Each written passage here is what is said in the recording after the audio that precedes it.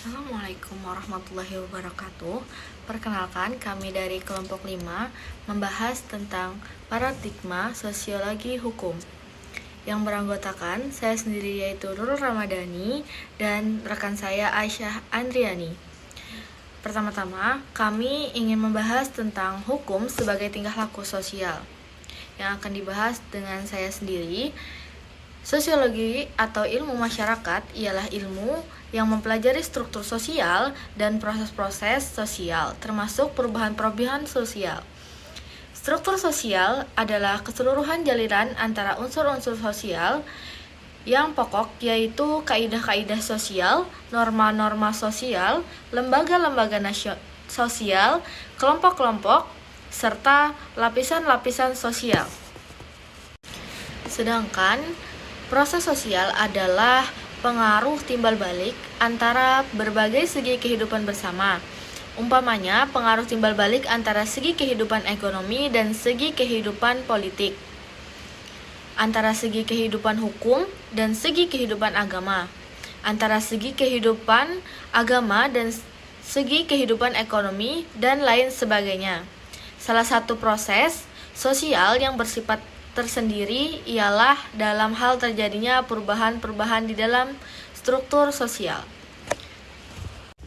Baik, materi selanjutnya akan dilanjutkan oleh rekan saya Aisyah Andriani.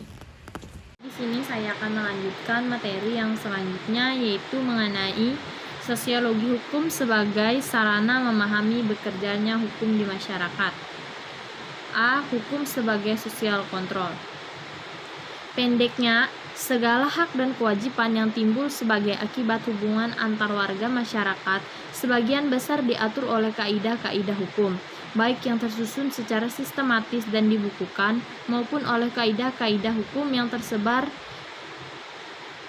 dan juga oleh pola-pola perikelakuan yang dikualifisir sebagai hukum.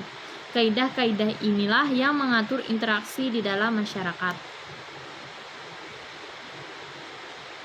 Dengan demikian terlihatlah bahwa secara relatif sedikit sekali aspek-aspek kehidupan masyarakat yang dapat dimengerti seluk-beluknya secara menyeluruh tanpa memperhatikan aspek-aspek hukumnya. Hukum secara sosiologis adalah penting dan merupakan suatu lembaga kemasyarakatan yang merupakan himpunan-himpunan nilai-nilai, kaidah-kaidah, dan pola-pola perikelakuan yang berkisar pada kebutuhan-kebutuhan pokok manusia. Jadi, sosiologi hukum sebagai alat kontrol sosial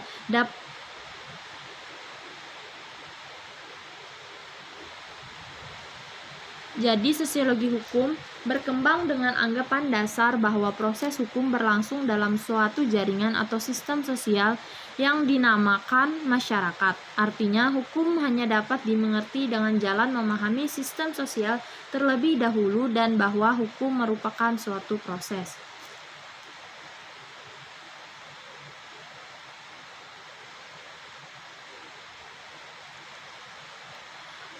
Fungsi hukum sebagai alat kontrol sosial dapat berjalan dengan baik bila terdapat hal-hal yang mendukungnya.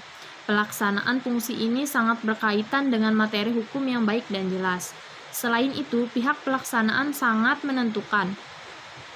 Orang yang akan melaksanakan hukum ini tidak kalah dengan peranannya. Contoh fungsi kontrol sosial yang dilakukan lewat tahapan pengharaman riba dan khamar. Fungsi ini dapat disebut amar ma'ruf nahi munkar. Dari fungsi ini akan tercapai tujuan hukum Islam, yaitu mendatangkan atau menciptakan kemaslahatan dan menghindari kemudaratan di dunia dan di akhirat.